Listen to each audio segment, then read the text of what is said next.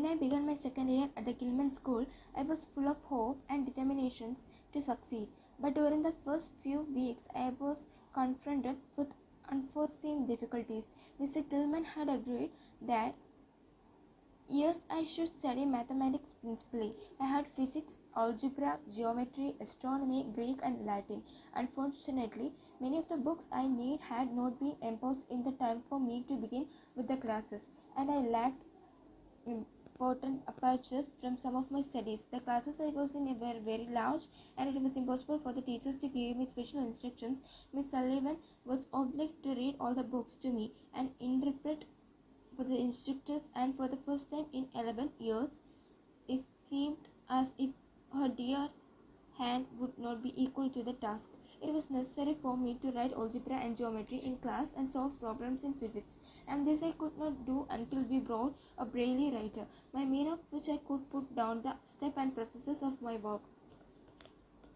I could not follow with my eyes the geometrical figures drawn on the blackboard, and my only means of getting a clear idea of them was to make them on a cushions with straight and curved wires, which had bent and pointed ends. I had to carry in my mind, as Mr. Kate says in his report, the lettering of the figures and hypothesis and conclusion, the construction and the process of the proof. In a word, every study had its obstacles. Sometimes I lost all courage and betrayed my feelings in a way I am ashamed to remember, especially as a sign of my trouble where a father afterward used against Miss Sullivan, the only person of all the kind friends I had there who could make the crooked straight and the rough place smooth. Books and the other apparatus arrived, and I threw myself into the work with a renewed confidence. Algebra and geometry were the only studies that continued my defy my efforts to confront them. As I have said before, I had no aptitude for the mathematics.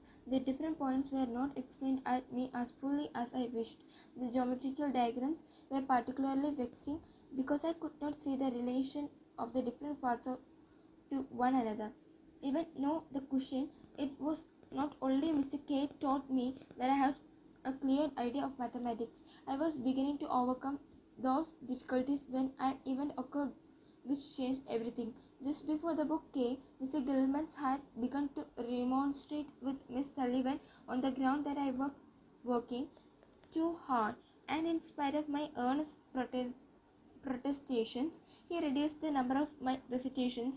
At the beginning, he had agreed that I should, if necessary, take 5 years to prepare for college, but at the end of the first year, the success of my examinations showed Miss Sullivan, Miss Harbaugh, and one another that I could, without too much effort, complete my preparations in 2 years more. Mr. Gilman at first agreed to this, but even when my task had become somewhat perplexing, I insisted that I was overworked and that I should remain at his school 3 years longer. I did not like his plan, for I wished to end the college with my class.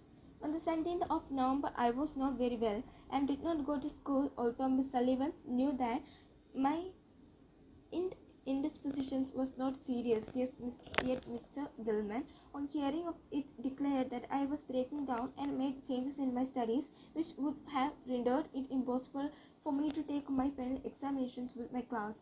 In the end of the difference of opinion between Mr. Gilman and Miss Sullivan resulted in my mother's withdrawing my sister Mildred and me from the Cambridge school. After some delay, it was arranged that I should continue my studies under a tutor, Mr. Merton S. Keith of Cambridge, Miss Sullivan, and I spent the rest of the winter with our friends, the Camberlians, in Wrentham, 25 miles from Boston. 8. Mr. Keith came out to Wrentham twice a week and taught me algebra, geometry, Greek, and Latin. Miss Sullivan interpreted his instruction. In October 1898, we returned to Boston. For 8 months, Mr. K gave me lessons 5 times a week in a period of about an hour. He explained each time what I did not understand in the previous lesson, assigned new work, and took home with him the Greek exercise which I had written during the week on my typewriter, corrected them fully, and returned them to me. In this way, my preparations from college went on without interruption. I found it much easier and pleasanter to be taught by myself than to receive instruction in class. There was no hurry, no confusion. My tutor had plenty of time to explain what I did not understand, so I got on faster and did better work than I ever did in school. I still found more difficulty in mastering problems in mathematics than I did in any other of my studies. I wish algebra and geometry had been half as easy and the language and literature. But even mathematics, Mr. K made interesting. He succeeded in whittling problems small enough to get through my brain. He kept my mind alert and eager and trained it to reason clearly and to seek conclusions calmly and logically instead of jumping and widely into space and arriving nowhere. He was always gentle and forbearing, no matter how dull I might be. And believe me, and my stupidity would often have exhausted the patience of Job. On the 29th and the 13th of June 1899, I took my final examinations for Radcliffe College. The first day I had elementary Greek and advanced Latin, and the second day geometry, algebra, and advanced Greek. The college authorities did not allow Miss Sullivan to read the examination paper to me, so Mr. Eugen C. Vining, one of the instructors at the Perkins Institutions for the Blind, was employed to copy and the paper for me in American Braille. Mr. Vining was a strange to me and could not communicate with me except by writing Braille. The proctor was also a stranger and did not attempt of communication with me in any way. The Braille worked well enough in languages, but when it came to geometry and algebra, difficulty arose. I was surely perplexed and felt discouraged, was wasting much precious time, especially in algebra. It is true that I was familiar with all literary Braille in common use in the country, English, American, and New York Point. But the various signs and symbols in geometry and algebra, the three systems are very different, and I had used only the English Braille in my algebra. 2 days before the examinations, Mr. Winnick sent me a Braille copy of one of the old Harvard paper in algebra. To my dismay, I found that it was in the American notation. I sat down immediately and wrote to Mr. Winnick, asking him to explain the signs.